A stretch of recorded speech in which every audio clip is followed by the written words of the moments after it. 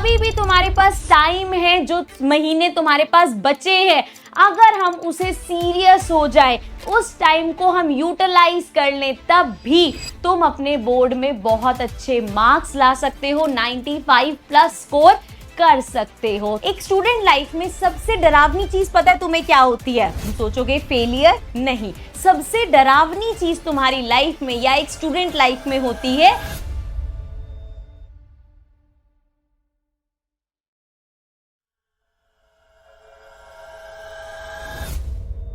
Life में सबसे डरावनी चीज पता है तुम्हें क्या होती है? तुम सोचोगे फेलियर, नहीं, फेलियर में तुम्हें पता होता है कि तुमने अपना 100% दिया, तुमने सारे एफर्ट्स लगाए, लेकिन फिर भी फेल हो गए, जो भी सर्कमस्टांस रहे, जिस भी वजह से।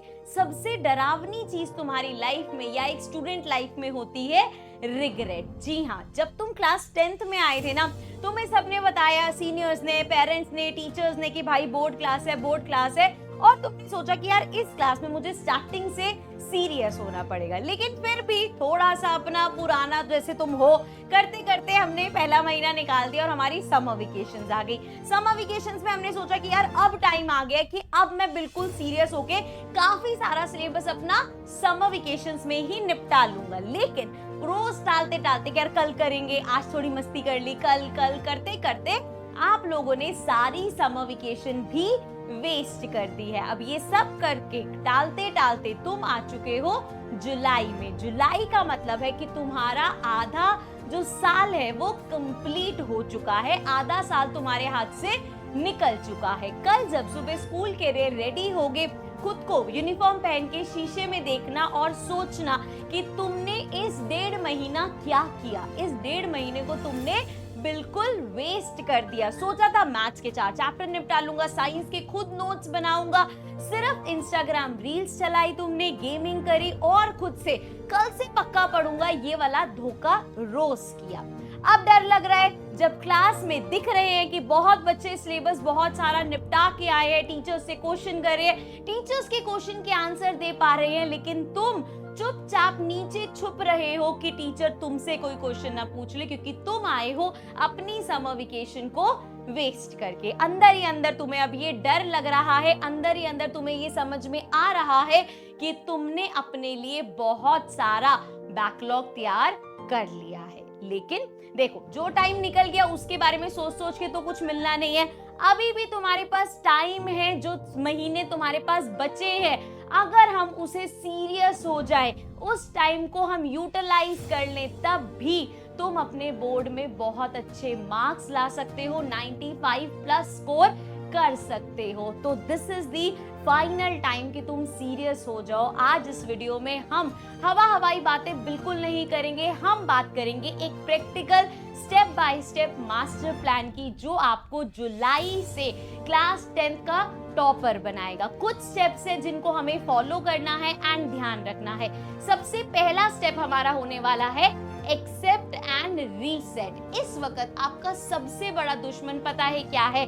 आपका ये सोचना कि मेरा इतना ज्यादा बैकलॉग तैयार हो चुका है ना, मैं शुरू कहां से करूं, कैसे होगा सब, जो भी हुआ उसे भूल जाओ और एक फ्रेश स्टार्ट करो।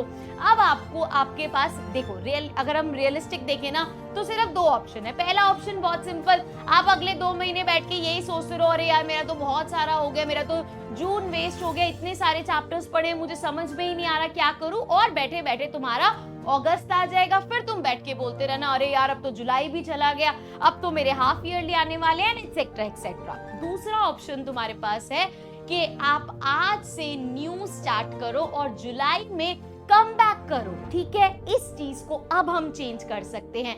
तो सबसे पहले तुम्हारे दिमाग में चल रहा होगा कि जो बैकलॉग इतना सारा मैंने कलेक्ट कर लिया, इसको मैं कैसे करूं। तो तुम्हें भैया अब थोड़ा सा एक्स्ट्रा टाइम देना पड़ेगा। जो तुमने ये 1.5 महीना वेस्ट किया है, उसको हमें रिवाइव करना पड़ेगा। तो हमें जितना पढ़ना चाहिए उससे थोड़ा सा ज्यादा पढ़ना पड़ेगा। इसके लिए सबसे सही चीज ये है कि जो भी इस टाइम स्कूल, ट्यूशन, तुम्हारी ऑनलाइन बैचेस में जो भी चल रहा है उसको साथ साथ करो। अदरवाइज अगर तुम पुरानी चीजें लेके बैठ गए तो तुम वहीं अटक जाओगे और फिर जो ये नया चल रहा है इसका बैकलॉग क्रिएट होता रहेगा। तो मैं अभी तुम लोगों को बताने वाली हूँ सब्जेक्ट वाइज कि तुम्हें कैसे चीजें टैकल करनी है। तो सबसे पहले हम देखते हैं मैथमेटिक्स में तुम्हें क्या करना है। मैथ्स को हफ्ते में 2-2 दिन में या एक आध दिन कर लेंगे, ऐसे करके नहीं चलेगा। मैथ्स इज अ सब्जेक्ट जहां पे बहुत ज्यादा कंसिस्टेंसी चाहिए। मतलब जुलाई में रोज मिनिमम 1-2 घंटे तुम्हें मैथ्स को देने पड़ेंगे। अगर आपका बेसिक थोड़ा सा भी हिला हुआ है तो सबसे पहले जो हाई वेटेज वाले और इजी चैप्टर्स हैं उनसे शुरू करो, जैसे real number, polynomials, linear equation. ये सब चैप्टर्स हैं जो थोड़े सिंपल है, तुम्हारे बेसिक्स पे काम करेंगे, लेकिन स्कोरिंग बहुत ज्यादा है एंड इनका मार्किंग स्कीम देखोगे तो काफी हाई है। तो सबसे पहले तुम्हें क्वेश्चंस करने हैं अपनी एनसीईआरटी के, अपनी जो भी उसमें एग्जाम्पल्स दे रखे हैं वो करने हैं। एंड एनसीईआरटी का एक एक क्वेश्चन, एक एक सॉल्यूशन तुम्हें इस चैनल पे ऑलरेडी मिल जाएगा। डिटेल एक्सप्लेनेशन पूरे यूट्यूब पे, आई कैन गारंटी हूँ कहीं इतना ऑर्गेनाइज नहीं है कि एक एक क्वेश्चन, एक एक एग्जाम्पल, सब चीजें इस चैनल पे अपलोडेड है। ठीक है, तो मैथ्स तुम्हारा ऐसे होगा। Then comes science. साइंस में क्लास 10th काफी कंसेप्शनल होती जा रही है, स्पेशली फिजिक्स और केमिस्ट्री।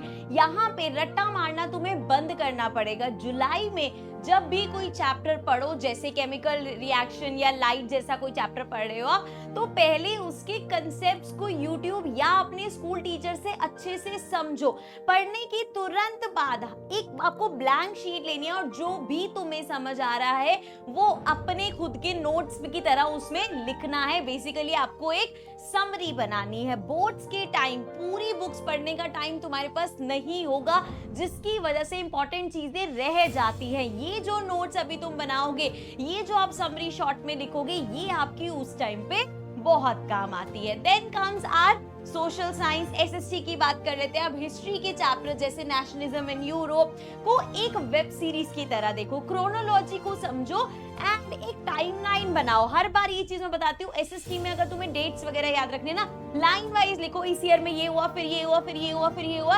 इससे तुम्हें एक वो टाइमलाइन की तरह याद रहेगा। ज्योग्राफी और इकोनॉमिक्स के लिए पॉइंट्स में आंसर लिखने की प्रैक्टिस अभी से शुरू कर दो। तुम बहुत सारा बना के लिख सकते हो अगर तुम्हें मेन पॉइंट्स पता हो। सो क्या टॉपिक के किस क्वेश्चन में क्या मेन पॉइंट्स आएंगे ये तुम्हें पता होना चाहिए। Then comes our language subject जैसे इंग्लिश, हिंदी। अब भैया वीकेंड का गेम खेलेंगे हम, वीकेंड पे इसको निपटाएंगे। अब तुम सोच रहे होगा कि यार हमने तो सोचा था पुरानी चीजें हम वीकेंड पे करेंगे, लेकिन हमें ये भी, इसको भी इंपॉर्टेंस देनी है। ये हमेशा हम लास्ट में छोड़ते रहते हैं, लेकिन आप रियलाइज नहीं करते आपकी परसेंटेज को ऊपर ले जाने में सबसे बड़ा हाथ इसका होता है। अगर आप सिंपल से, आपको क्या करना है, चैप्टर्स की शॉर्ट समरीज रीड करो and most important previous year के क्वेश्चंस देखो कि क्या फॉर्मेट है, किस तरीके से क्वेश्चन पूछे जाएंगे, स्पेशली ग्रामर और राइटिंग सेक्शन।